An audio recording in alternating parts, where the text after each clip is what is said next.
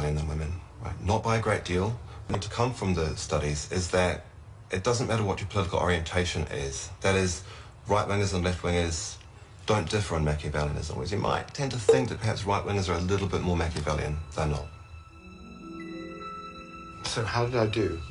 Well, Alan, I suppose it's good news. You came out with a mean score of 2.95 on these questions, which means that you're neutral or just tending to disagree with the Machiavellian questions. It makes you somewhat less Machiavellian than the average person.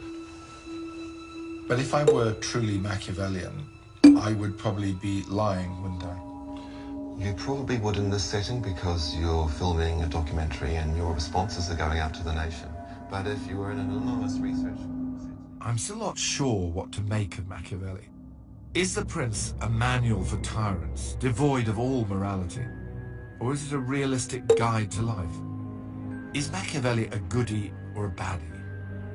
And it seems to me that he holds a place as a kind of cultural icon. He's a baddie, whereas actually the book is about the exposure of the nature of badness and goodness. It says we need to think of morality as a toolkit.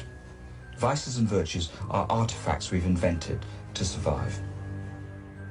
Is it a sort of a realistic view of human nature, and not just of human nature, but the journey that we all have to make? Well, yes, it could be, but it could be a realistic view of human nature after you've lost belief in love and kindness. But you could put it the other way around and think that what's being said is, if virtue isn't necessarily rewarded, why be virtuous? Which is a good question. And the answer would be something like, well, virtue is good in and of itself. It's better to be kind than to be cruel. Not because you'll do better in life, but because it's better to be kind than to be cruel. I'm keen on the thought that Machiavelli is a moralist. He's just not a kind of moralist whom I admire. He is someone who thinks that the quality of your actions is to be judged in terms of their consequences. And that allows him this great leeway for saying, well, you know, it's necessary for the goal, which is a good one, for you to do evil. And don't worry about the fact that you have done something which is unjust if you are certain that if you didn't do it, it would have affected the security and the well-being of the state, because your job is to maintain that. And the point is, you've got to maintain that whatever happens. That's the horrible thing about Machiavelli. I mean, let's be clear, this is, I think, a horrible book.